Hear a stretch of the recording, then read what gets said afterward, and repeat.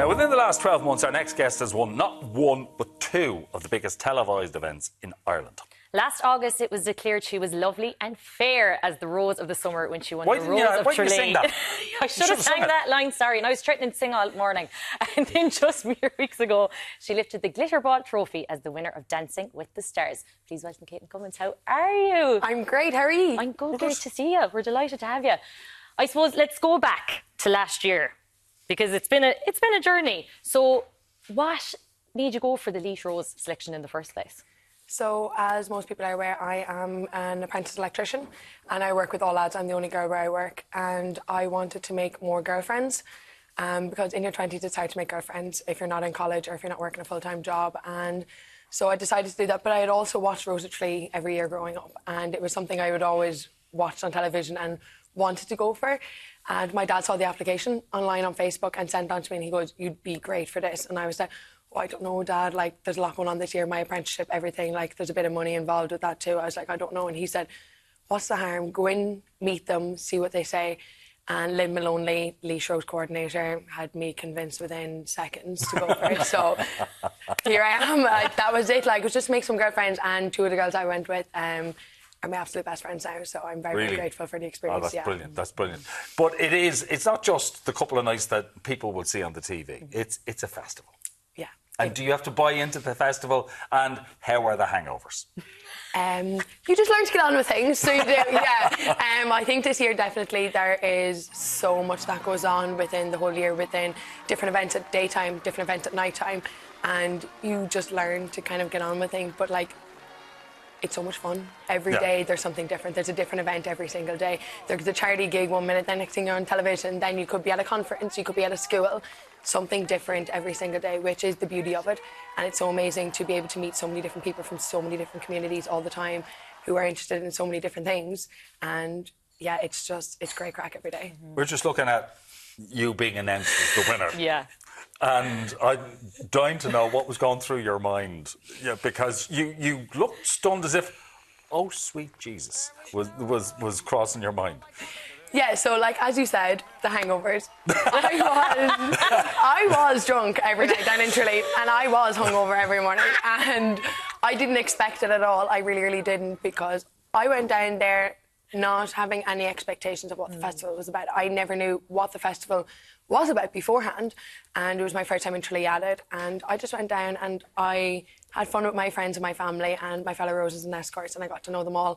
I didn't go down to win or anything like that, and it was the shock of knowing that I had just been myself down there and spent time with my nearest and dearest, and the judges saw that and thought that I was a worthy winner, and that was the shock that was going through my head. But also the fact was, I didn't want to leave work. And I was like, can I go back? I was there waving out of the audience and I was like, can I go back to work? And I did. I went back for 6 weeks, so I did. But yeah, that was going through my head. But did you wear the sash? Yeah, when you went in. Yeah, so I was announced on the Tuesday night, and then I went back to work the following Monday. And there was a company up from Cork, one of our clients, and your man came in, one of the head guys in the company came in, and he was like, "Oh my God, you're after winning last week. Can I get a picture with you?" And Aideen, you know yourself, no sash, no pic is the rule when it comes to Rose of Tralee. If you don't have your sash on, you can't take a picture. Yeah. For anyone who doesn't know, I was the Kerry Rose back in 2022. And she feels as if Katelyn is rubbing it in by wearing the sash this morning. I am fully disintegrating, and I'm also like, we were catching the tight leash in 2022. Yes. I say you better crack the nose. But like Tralee, I don't think people realise when it comes to the festival that, like, yeah, you have the live shows, but like those days before it are so special. Is there any like moment from those days? Because I remember for me, like, that parade is like ingrained in my brain. Like I replay it like a lot when I think about like those times. Like, what is there any moments that really stood out outside of the moment you were crowned? Definitely the Monday night when we were on tour. We were in the Knightsbrook Hotel in County Meath, and I was driving with the Wexford Rose Cleona, and it was like a real relaxing moment, knowing that, you know, you could just jive with one of the girls, like, you know, and it was so much fun. We were having a few drinks that night, and it was like a ball that night in the hotel. And we just got up and we jived for like, you know, 2 or 3 minutes. And I was like, wow, this feels like home, you know, like the girls and everything like that. But definitely, like yourself, the parade. It was just, yeah. Yeah, there was a neighbour of mine who was one of the regulars in the pub that I worked in when I was younger, who came down with his family. and I didn't expect to see him at all. I didn't even know he was coming down, and he was the first like Laois person that I saw coming down in the parade, and I bawled crying. I couldn't believe that him and his family had come down to support me, and I saw them before I saw my family. My family were down near the stage at the bottom of Denny Street, and seeing them, I was like, wow, like there is someone who's after travelling 3 hours from home to just come down and support me, and that was kind of a real pinch me moment, like, wow. It's humbling, isn't it, when Yeah, you it see really something is, like that? yeah. Yeah, that's a special part of it. Okay, so you're worried, you become the Rose, and you're wearing the sack, and she's really... and you're worried about time off work, and then you get a phone call saying, how would you like to go on TV for 12 weeks and dance? Yeah. Were you worried about work then?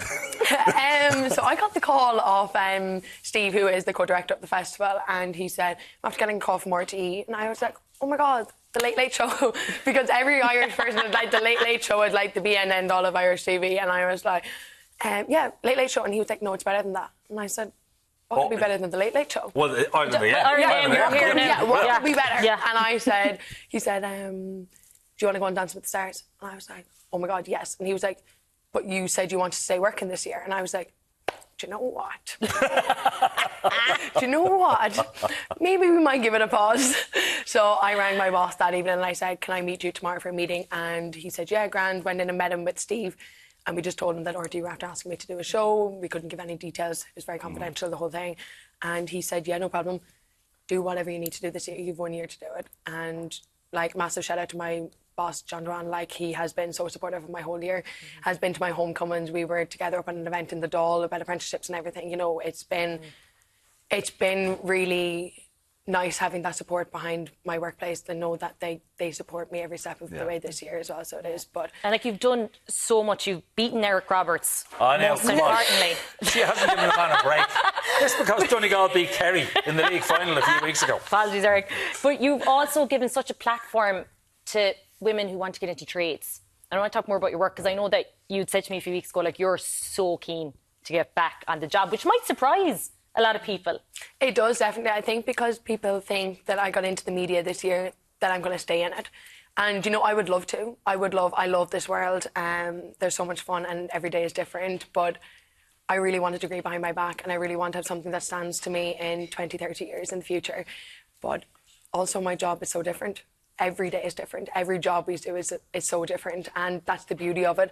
And that's the thing with jobs in the trade industry. Like, no two buildings are ever going to be the same. No two buildings are ever going to be wired the same or look the same.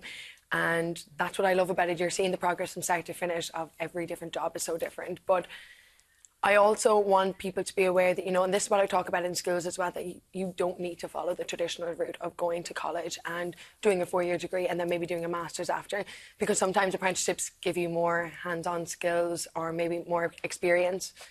And that's what I've gotten in the last 2 years. You know, I've really gained that over the last 2 years, and I really want to make other young girls around Ireland who might not be aware of it. And yeah, I suppose that's kind of what I'm doing a lot of this year, which is great. Okay. Is there a higher price if you arrive to a building or a house with the sash on or a glitter ball in your hand? I'm yet to find out. I haven't been back to work yet, so I'll be going back to work in September, so I'll know then. But unfortunately, I won't have a sash then. I will be wearing my Laois sash, so I'm putting back on my Laois Rose sash after this one. Okay. Now, you are the Laois Rose and Rose of Tralee, which you will be forever. But you're kind of on the border, aren't you? The county border. Oh, you had to bring it up. I had to bring it up, sorry. You had to bring it up, yeah. I'm a Kilkenny woman. Yeah. Yeah, I live on the border of Kilkenny and Laois. I live on the Kilkenny side of the border, but as I've explained to so many people this year, I went to primary school in Kilkenny, in Ballyraggan in County Kilkenny, and I played camogie for Ballyraggan, County Kilkenny. But I went to secondary school in Balnakill, which is in County Laois.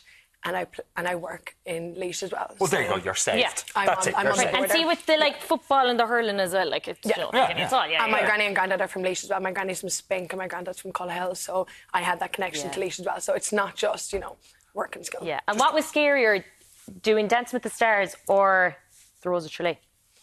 A lot of people have asked this. I think the Rose of Tralee, because I wouldn't have gotten Dancing with the Stars without that. And my experience as the Rose of Tralee and getting up on stage and doing my jive with my escort Tommy, that wouldn't have made Dancing with the Stars happen, I don't think, which is the beauty of it, that they both combine into the one this thing. This is you being announced as winner Dance with the Stars. It was incredible. And like everyone in like the Rose family were delighted for you. But I suppose just kind of, I'd love to know something that maybe people don't see about the Rose of Tralee is it is so intense for the year that you're in it. Because I remember even when I was like the county Rose and you're surrounded by all of the Rose and escorts, the teams. And when you hand over your sash, it's a bit kind of like, what do I do now? You know what I mean? So have you thought about what it's going to be like when you finally hand it over? I try not to. It's kind of frightening not knowing what life looks like after this. I've had so much fun this year. Every single day I'm up and down the country. I'm after driving from the border of Laos and Armagh this morning just to get here. Do you know, like every day is different, which is so much fun, and you're meeting people from different countries, international people, like everything. I'm doing a lot of travelling this year as well, which I'm loving. I don't know what life looks like going back to work as well, especially like, you know, sometimes I'm walking down the street and someone does the double take looking at me and they recognise me. And I don't know if that's going to be the same in September, October when the new Rose of Tralee is announced as well. So it's hard to know what life will look like after. No, they'll remember you. And as they say, once a rose, always a rose. Always a rose. I love that saying. And she's changed her hair colour as well, so that's probably why they're doing a double take on, is it? You're a good man to notice that. Yeah. A good man. Hey, listen, I'm married. Well trained. What can I tell you? well trained. Great to see you. You too. Okay. Thank you so much. And thanks so much for calling in. All right. Now we're celebrating the return of the light next with some golden melt in the mouth biscuits. Katelyn, you have to hang on for a few biscuits. We're heading over to the kitchen. Lisa Mullini's here with Sun Blessed Bialtana shortbread. Stay with us.